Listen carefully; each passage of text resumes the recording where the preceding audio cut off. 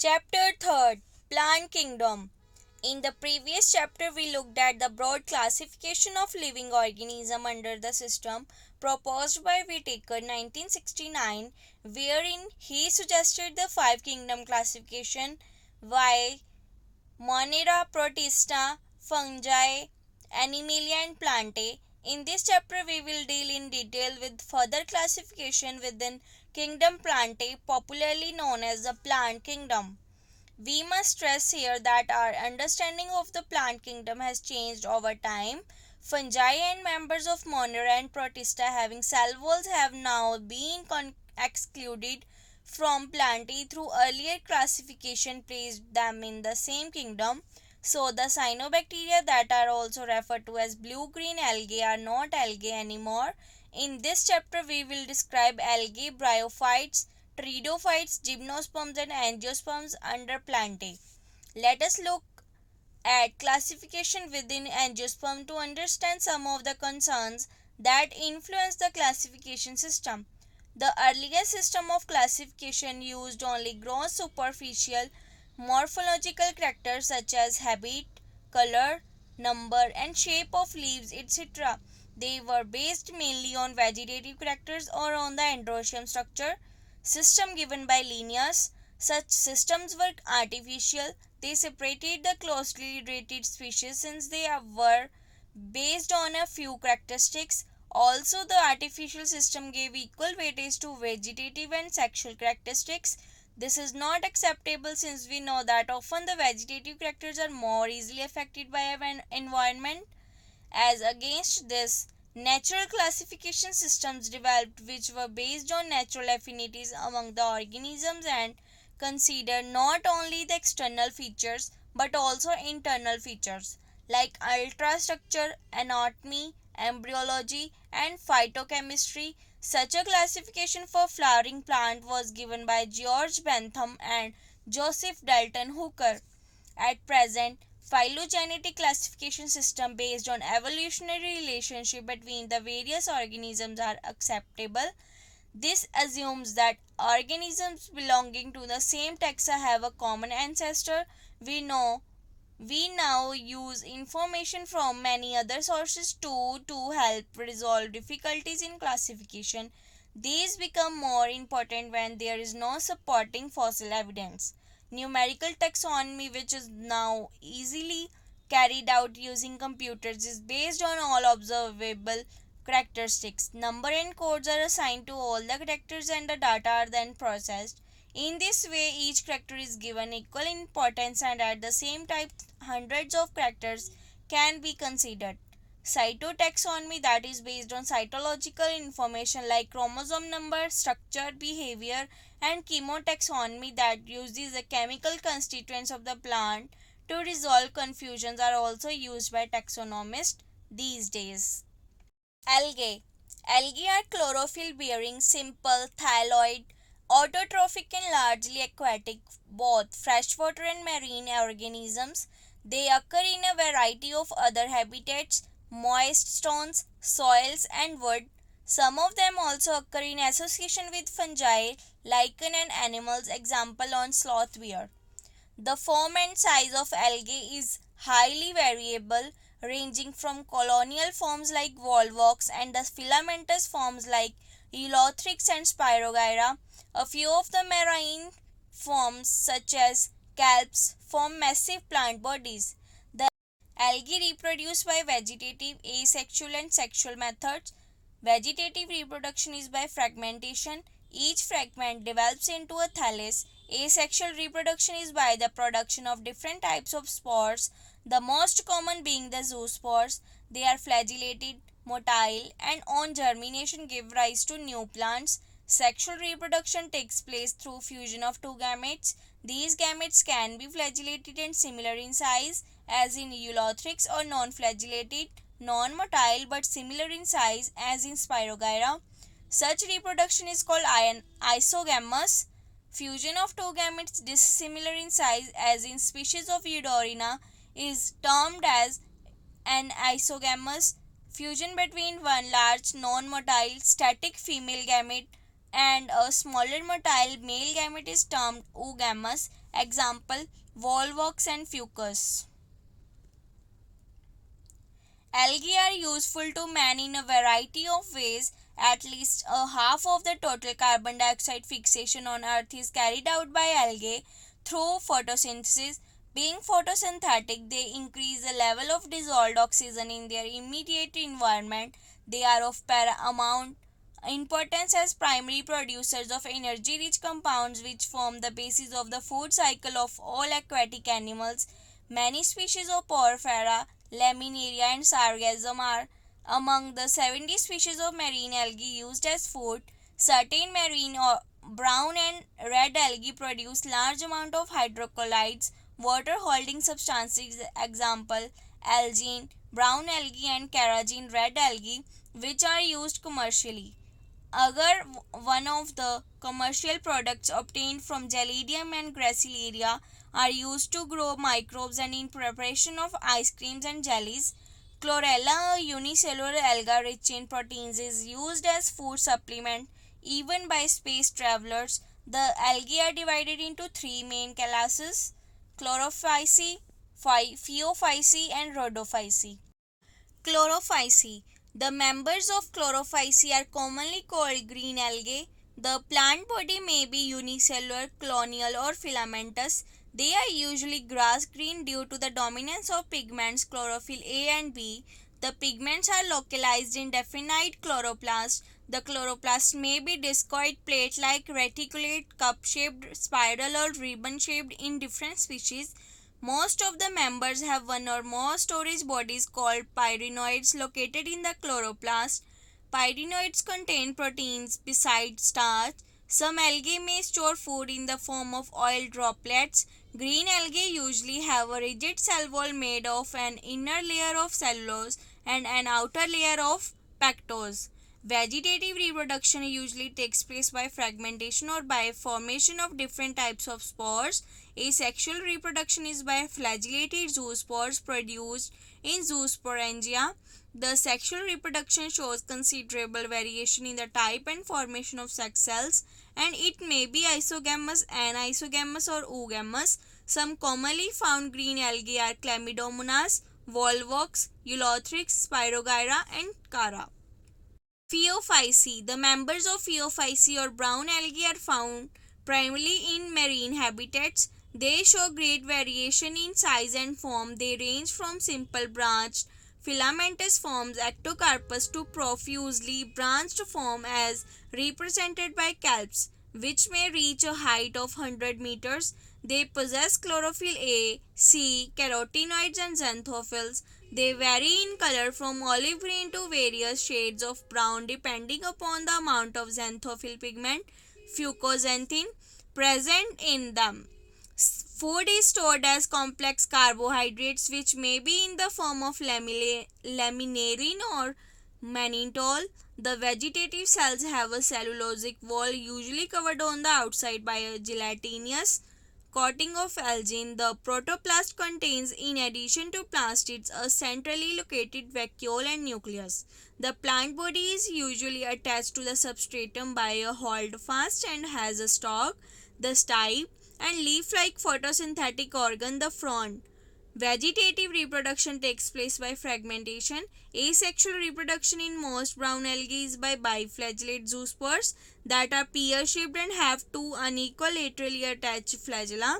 Sexual reproduction may be isogamous, anisogamous or oogamous.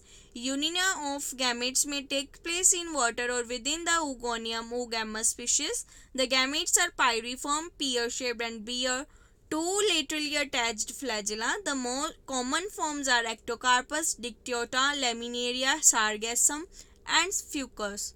Rhodophyceae. The members of Rhodophyceae are commonly called red algae because of the predominance of the red pigment are phycoerythrin in their body. Majority of the red algae are marine with greater concentration found in the warmer areas.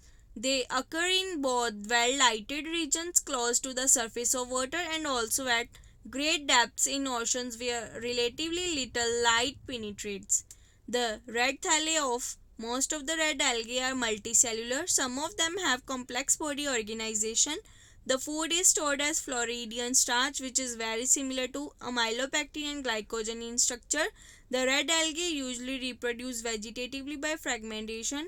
They reproduce asexually by non-motile spores and sexually by non-motile gametes. Sexual reproduction is oogamous and accompanied by complex post-fertilization developments. The common members are Polysiphonia, Porphyra, Gracilaria and Gelidium. Bryophytes. Bryophytes include the various mosses and liverworts that are found commonly growing in moist, shaded areas in the hills. Bryophytes are also called amphibians of the plant kingdom because these plants can live in soil but are dependent on water for sexual reproduction. They usually occur in damp, humid, and shaded localities. They play an important role in plant succession on bare rocks or soil.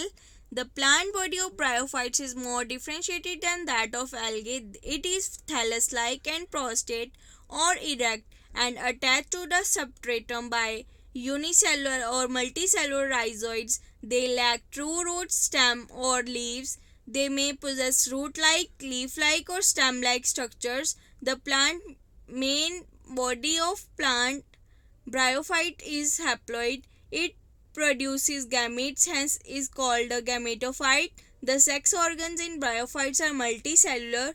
The male sex organ is called antheridium. They produce biflagellate antherozoids.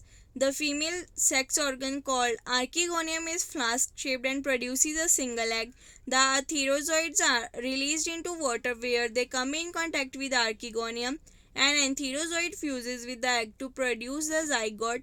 Zygotes do not undergo reductional division immediately. They produce a multicellular body called a sporophyte. The sporophyte is not free living but attached to the photosynthetic gametophyte and derives nourishment from it. Some cells of the sporophyte undergo reductional division meiosis to produce haploid spores. These spores germinate to produce gametophyte. Bryophytes in general are of little economic importance, but some mosses provide food for herbaceous mammals, birds, and other animals. Species of sphagnum, a moss, provide peat that have long been used as fuel and as packing material for transshipment of living material because of their capacity to hold water. Mosses, along with lichens, are the first organism to colonize rocks and hence are of great ecological importance. They decompose rocks, making the substrate suitable for the growth of higher plants. Since mosses form dense mats on the soil, they reduce the impact of falling rain and prevent soil erosion. The bryophytes are divided into liverworts and mosses. Liverworts. The liverworts grow usually in moist, shady habitats such as banks of streams, marshy ground, damp soil, bark of trees, and deep in the woods. The plant body of a liverwort is thalloid. Example, Markensia. The thallus is dorsiventral and closely pressed to the substrate.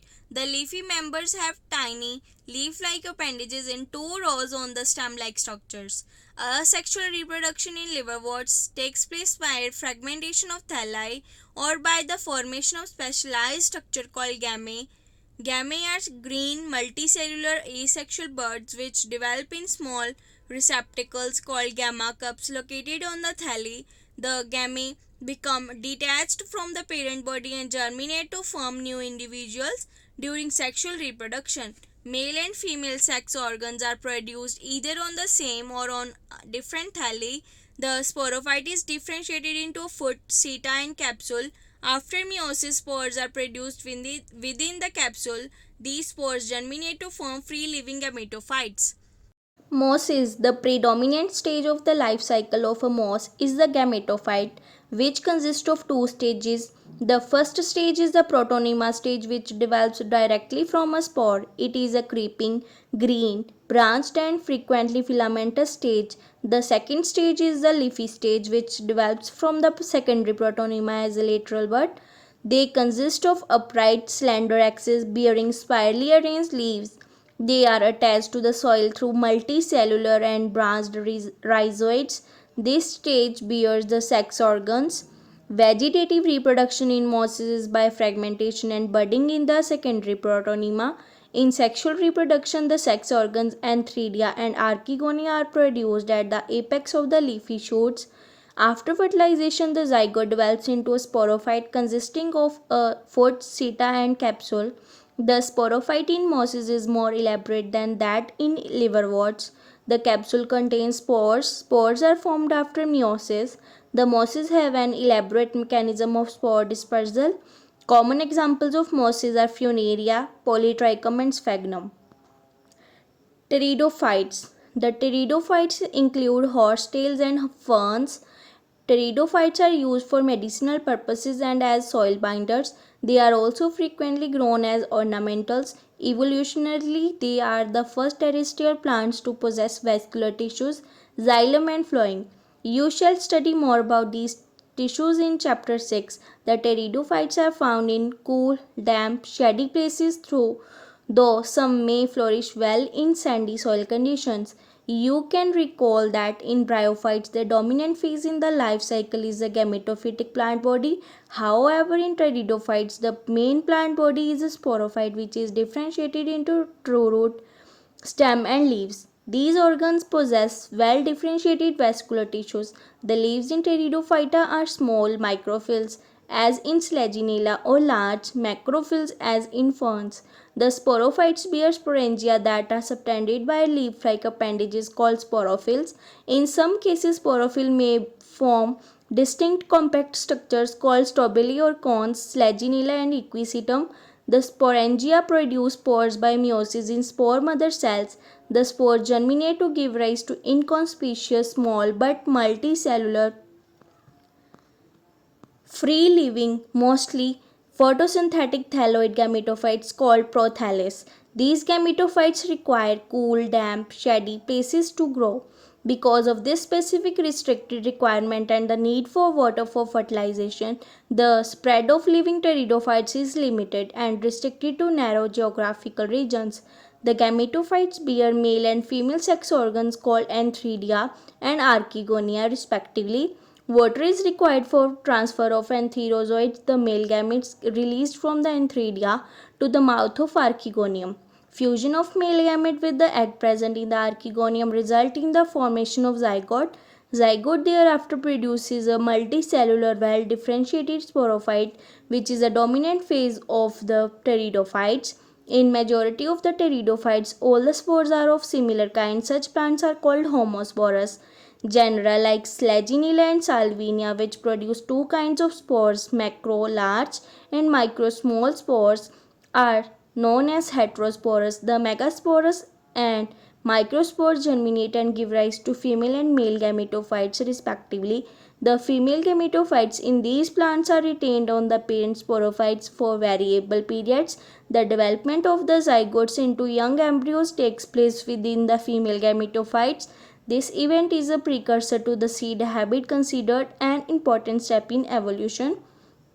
The pteridophytes are further classified into four classes: Coelopsida, Coelotum, Lycopsida, Selaginella, Lycopodium, Sphinopsida, Equisetum, and Pteropsida, Dryopteris, Pteris, Adiantum. Gymnosperms. The gymnosnect sperma seeds are plants in which the ovules are not enclosed by any ovary wall and remain exposed both before and after fertilization. The seeds that develop post fertilization are not covered, that is, are naked.